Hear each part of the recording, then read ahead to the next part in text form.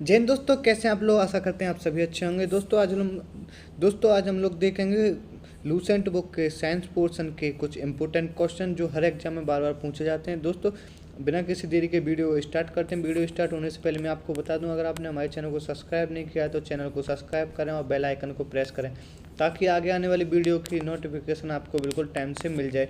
दोस्तों अगर आपको यह वीडियो की पीडीएफ चाहिए तो हमारे टेलीग्राम चैनल को ज्वाइन करें। Telegram channel link description box में दे दिया गया है, वहाँ से आपको टेलीग्राम चैनल ज्वाइन कर लेना है और टेलीग्राम पर ही हम आपको ये पीडीएफ प्रोवाइड करा दी जाएगी। दोस्तों बिना किसी देरी से वीडियो को स्टार्ट करते हैं। चलिए वीडियो की ओर मूव करते हैं। दोस्तों पहला क्वेश्चन पूछा गया है एसआई पद्धति में लेंस की शक्ति की इकाई है। तो लेंस की शक्ति की इकाई क्या होती है? तो याद रखिए लेंस की शक्ति की इकाई होती है dioptre. Option number B correct हो जाएगा, डायोप्टर। तो ऑप्शन नंबर बी करेक्ट हो जाएगा, डायोप्टर। याद रखिए लेंस की शक्ति की इकाई क्या होती है? Dioptre. Option number B correct हो जाएगा, याद रखिए। नेक्स्ट क्वेश्चन दिया है डेसिबल। डेसिबल किसे मापने के लिए प्रयोग में लाया जाता है? तो डेसिबल किसे मापने के लिए प्रयोग में लाया जाता है? तो याद रखिए डेसिबल वायु में ध्वनि को मापने के लिए प्रयोग में लाया जाता है। तो ऑप्शन नंबर सी करेक्ट हो जाएगा। वातावरण में ध्वनि को मापने के लिए डेसिबल का प्रयोग करते हैं, याद रखिए ऑप्शन नंबर सी करेक्ट हो जाएगा। नेक्स्ट क्वेश्चन की मूव करते हैं। नेक्स्ट क्वेश्चन दिया गया है एम्पियर क्या मापने की इकाई है? तो एम्पियर क्या मापने की इकाई है? तो याद रखिए एम्पियर करंट मापने की इकाई है। ऑप्शन नंबर बी करेक्ट हो जाएगा। Option number B ampere current को मापता है, याद रखिए। दोस्तों नेक्स्ट क्वेश्चन दिया गया यंग प्रत्यास्थता गुणांक की एसआई मात्रक है। तो यंग प्रत्यास्थता गुणांक का एसआई मात्रक है, तो याद रखिए यंग प्रत्यास्थता गुणांक का एसआई मात्रक है न्यूटन प्रति मीटर स्क्वायर। तो option number B C correct हो जाएगा, न्यूटन प्रति metre square. Option number C correct हो जाएगा, न्यूटन प्रति मीटर स्क्वायर, याद रखिए। यंग प्रत्यास्थता गुणांक का ऐसा ही मात्रक क्या होता है? न्यूटन प्रति मीटर स्क्वायर, याद रखिएगा। ऑप्शन नंबर सी करेक्ट हो जाएगा, याद रखिएगा। नेक्स्ट क्वेश्चन दिया गया निम्नलिखित युग्मों में से किन भौतिक राशियों के समान विमीय सूत्र नहीं है? तो किसकी विमा समान नहीं है, ये पूछा गया है। तो याद रखिए ऑप्शन नंबर ए दिया गया बल और दाब की विमा समान है। तो ऑप्शन नंबर ए ही गलत है, बल और दाब की विमा समान नहीं होती। कार्य ऊर्जा की विमा समान होती है, भार और बल की विमा समान होती है और आवेग और संवेग की विमा समान होती है, याद रखिए। तो ऑप्शन नंबर ए करेक्ट हो जाएगा, बल और दाब की विमा समान नहीं होती है, याद रखिए। नेक्स्ट क्वेश्चन दिया गया एक खगोलीय इकाई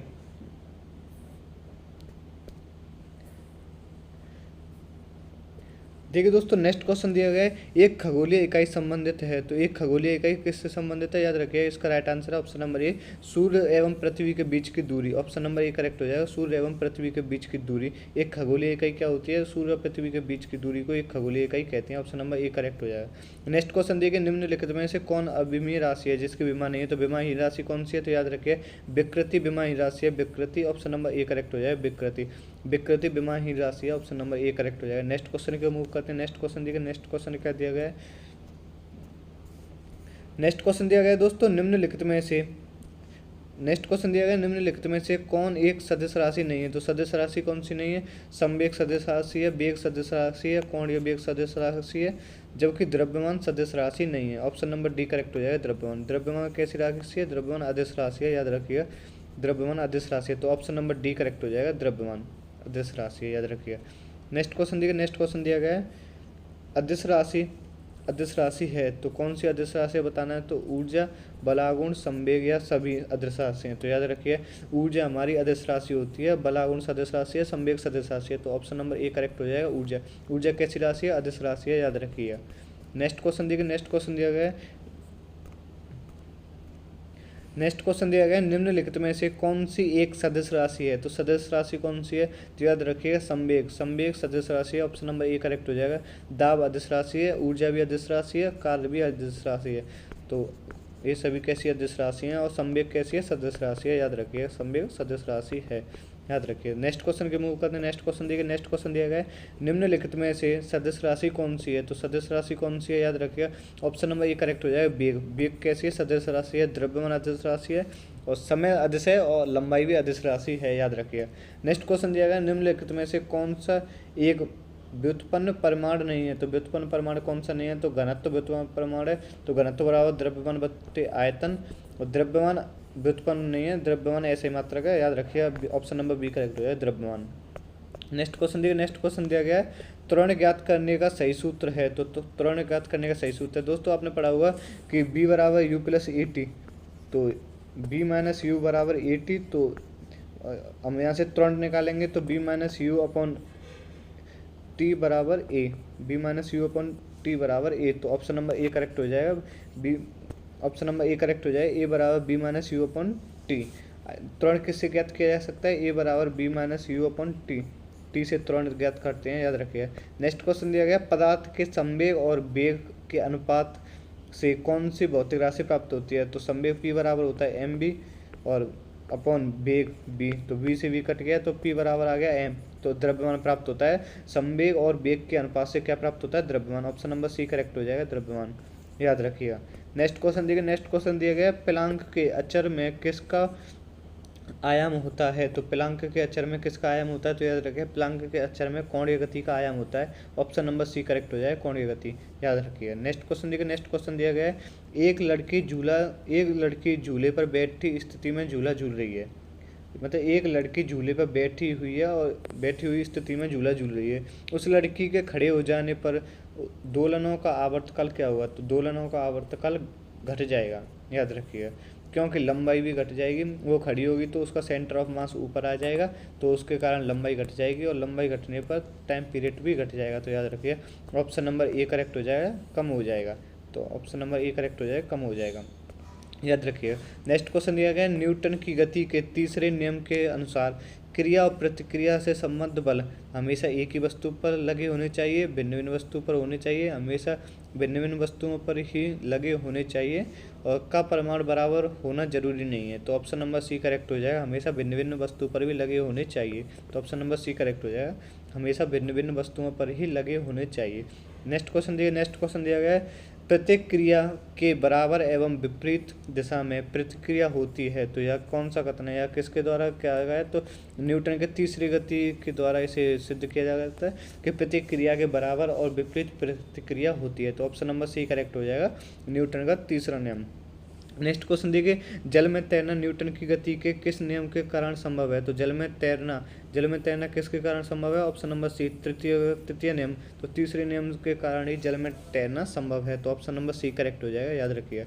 नेक्स्ट क्वेश्चन देखिए कोई पिंड तब तक ब्रह्मावस्था में ही बना रहेगा जब तक उस पर कोई बाह्य कार्य ना करे, यह कथन किसका है, तो यह कथन किसका है, तो न्यूटन का है, न्यूटन, इसे जड़त्व का नियम कहते हैं। यदि कोई वस्तु ब्रह्मावस्था में तो ब्रह्मावस्था में रहेगी और गति में तो गति करती रहेगी जब तक उस पर कोई बाह्य ना लगाया जाए, तो यह किसका कथन है, तो न्यूटन का कथन है, याद रखिए, ऑप्शन नंबर ए करेक्ट हो जाएगा, न्यूटन, याद रखिएगा। नेक्स्ट क्वेश्चन के मूव करते हैं। नेक्स्ट क्वेश्चन दिया गया बल की परिभाषा आती है, न्यूटन के किस नियम से बल की परिभाषा आती है, तो याद रखिए न्यूटन के पहले नियम से बल की परिभाषा आती है, ऑप्शन नंबर ए करेक्ट हो जाएगा। दोस्तों अगर आपसे पूछा जाए कि बल का परिमाण किससे आता है, तो बल का परिमाण आता है सेकंड नियम से, तो सेकंड लॉ से बल का परिमाण आता है, याद रखिएगा।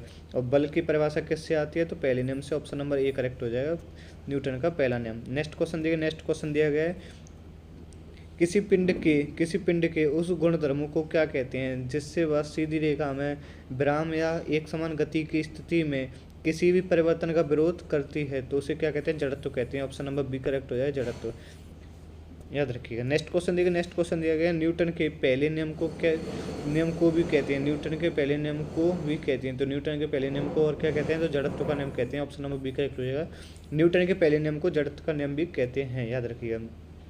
नेक्स्ट क्वेश्चन दिया गया है कि गाड़ी खींचता हुआ घोड़ा किस बल के कारण आगे बढ़ता है, तो गाड़ी खींचता हुआ घोड़ा किस बल के कारण आगे बढ़ता है, तो घोड़े द्वारा अपने पैरों से पृथ्वी पर लगाए गए आरोपित बल के द्वारा वह आगे बढ़ता है। जितना बल घोड़ा पृथ्वी पर लगाएगा, जितना अधिक बल घोड़ा पृथ्वी पर लगाएगा उतनी तेजी से वो आगे बढ़ेगा, क्योंकि क्रिया प्रतिक्रिया बल होती है, वो धरती पर लगाएगा तो धरती उस पर घोड़े पर लगाएगी तो वो आगे बढ़ेगा, याद रखिए, ऑप्शन नंबर सी करेक्ट हो जाएगा, याद रखिए। नेक्स्ट क्वेश्चन दिया गया है चलती